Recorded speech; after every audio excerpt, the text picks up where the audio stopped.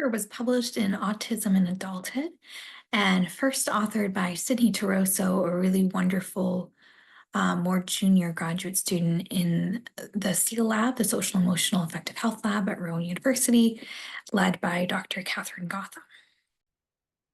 In this paper, we looked at how depressive attributional style relates to depression and anxiety symptoms in autistic and non-autistic students during the transition to college. Depressive attributional style is a specific way of explaining why an event occurred. Specifically, a depressive attributional style is a biased style where one attributes negative life events to internal, stable, and global or pervasive causes. So, what that means is that events are attributed to being one's own fault. They are internal. They are caused by one's own doing, which can lead to more shame, right? More sort of feelings of reproach with oneself. They also view negative outcomes as stable, meaning permanent, not going to change. And global, meaning they extend beyond this one area.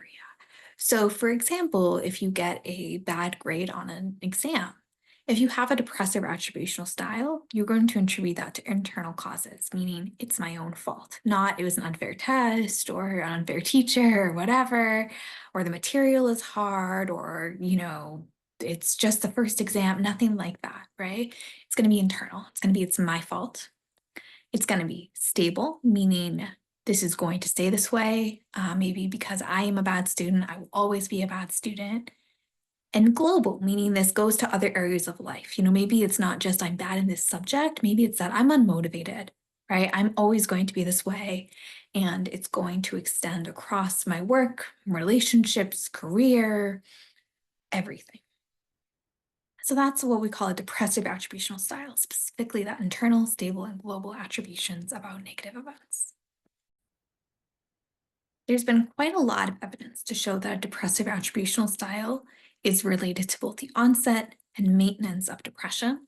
There's also been some research that associates this attributional style with anxiety. So in our study, we wanted to see how this holds true and how this differs or stays the same across autistic and non-autistic students during this transition to college. And broadly, what we saw is that having a more depressive attributional style at baseline or at the beginning of the semester was related to higher anxiety, sadness, and anhedonia symptoms across the semester. We saw that this relationship was the same across levels of autistic traits. So in other words, depressive attributional style is probably bad for everyone, right? Regardless of autism status or level of autistic traits. However, participants who had more autistic traits also endorsed a more depressive attributional style. So the risk factor was the same. Depressive attributional style was bad for everyone, but autistic folks might be more likely to have this risk factor, would be one way of putting it. We also saw that the relationship between autistic traits and depressive attributional style was strongest for participants with a non-heterosexual orientation.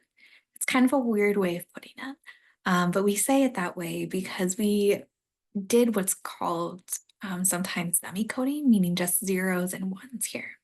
So we were looking for differences by marginalization status. So we did this for a variety of identities, looking at marginalized race, ethnicity, sexual orientation, gender, etc.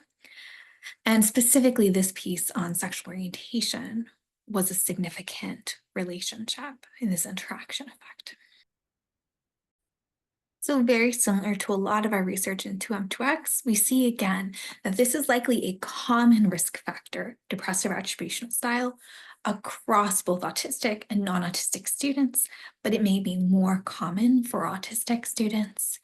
And there's also this need to think about how this relates to other marginalized identities and the potential interaction effects associated with intersectionality as well.